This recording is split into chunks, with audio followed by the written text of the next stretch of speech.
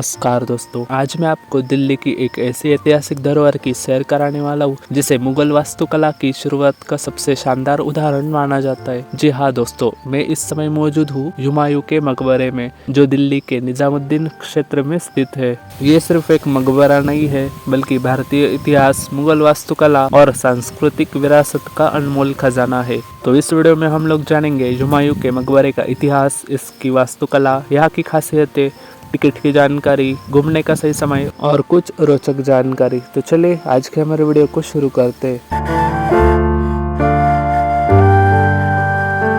यहाँ तक आने के लिए सबसे नज़दीक मेट्रो स्टेशन है JLN स्टेडियम और सबसे नज़दीकी रेलवे स्टेशन है हजरत निजामुद्दीन रेलवे स्टेशन। हजरत निजामुद्दीन से रिक्शा वाले को सिर्फ 20 रुपये देकर आप यहाँ पे पहुँच सकते हैं। सबसे पहले अंदर जाने के लिए आपको यहाँ पे टिकट निकालनी पड़ेगी, जो कि ऑनलाइन 35 रुपीज़ लगती है और ऑफलाइन 40 रुपये लगते हैं। तो वो अपने हिसाब से पे करके आप अंदर जा सकते हैं। जैसे मुख्य प्रवेश द्वार से हम अंदर आएंगे, सबसे पहले मेरी नज़र इस विशाल परिसर और खूबसूरत उद्यानों पर पड़ती है।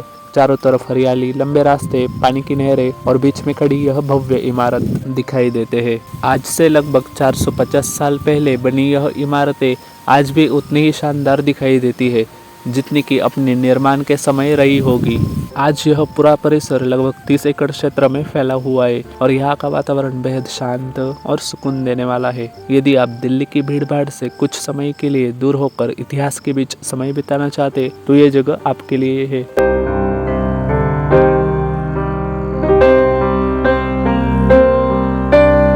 इस ऐतिहासिक स्मारक को समझने से पहले हमें यह जानना होगा कि हुमायूं कौन थे। हुमायूं मुगल साम्राज्य के दूसरे सम्राट थे और महान मुगल शासक बाबर के पुत्र थे।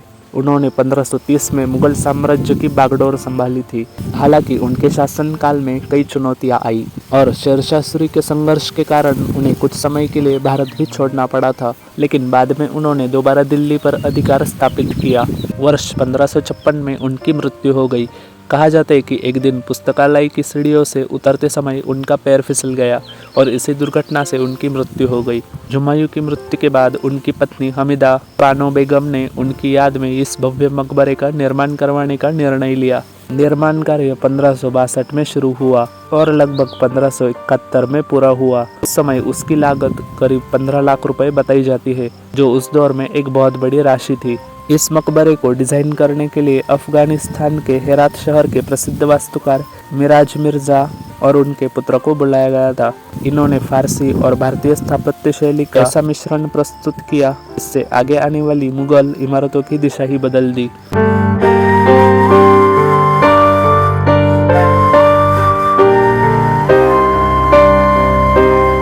अब बात करते इस स्मारक की सबसे बड़ी खासियत यानी कि वास्तुकला की। पूरा मकबरा लाल बलुआ पत्थर से बना हुआ है, जबकि सजावट के लिए सफेद और काले संगमरमर का उपयोग किया गया है। लाल और सफेद रंगों का यह संयोजन इमारत को बेहद आकर्षक बनाता है। मकबरा लगभग 47 मीटर ऊंचा है और एक विशाल ऊंचे चबूतरे पर बनाया गया है। जब आप इसे सामने से देखते हैं तो इसकी भव्यता आपको तुरंत प्रभावित करती है। मुख्य भवन के ऊपर बना विशाल सफेद गुंबद इसकी पहचान है।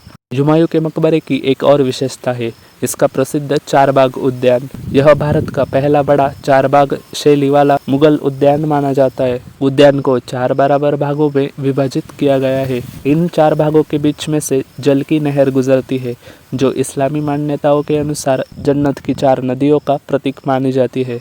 जब आप ऊपर से इस पूरे परिसर को देखते हैं तो ये बहुत ही अद्भुत लगता है। अब हम इस मकबरे के अंदर चलते हैं। मुख्य कक्ष के बीचों बीच हुमायूं की प्रतीकात्मक कब्र स्थित है। वास्तविक कब्र नीचे के कक्ष में बनी हुई है, लेकिन इस परिसर में सिर्फ हुमायूं की ही नहीं बल्कि कई अन्य मुगल शासकों और शाही परिवार के सदस्यों को दफनाया गया है। यहीं पर हमीदा बानो बेगम, दारा शिकोह और कई अन्य मुगल राज परिवार के सदस्यों की भी कब्रें मौजूद है। इसी वजह से इतिहासकार इसे कभी कभी मुगलों का नेक्रोपोलिस यानी मुगल शासकों का कब्रस्तान भी कहते हैं। इतिहास और वास्तुकला के महत्व को देखते हुए ईयर 1993 में यूनेस्को ने हुमायूं के मकबरे को यूनेस्को वर्ल्ड हेरिटेज साइट में भी घोषित किया। आज यह दुनिया भर से आने वाले पर्यटकों और इतिहास प्रेमियों को आकर्षित करता है, इसीलिए तो हर साल लाखों पर्यटक इसे देखने को आते हैं।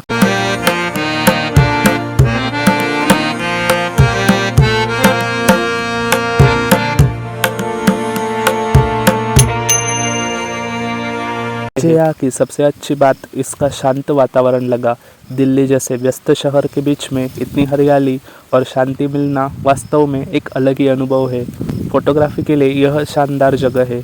यहाँ का हर कोना फोटो और वीडियो बनाने के लिए परफेक्ट दिखाई देता है। मैं तो यहाँ पे सुबह सुबह ही पहुँच गया था। सुबह का समय घूमने और फोटोग्राफी के लिए सबसे बेस्ट है। सर्दियों के मौसम में यहाँ का अनुभव और भी शानदार रहता है।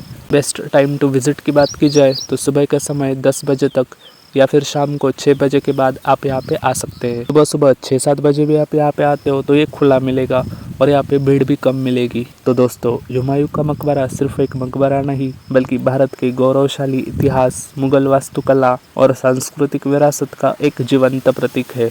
तो सुबह सुबह फॉरेनर्स भी बहुत ज़्यादा मात्रा में आते हैं। यहाँ पर शाम के समय लाइट्स भी सभी लगाई जाती है ना, तो ये मकबरा और भी सुंदर लगता है।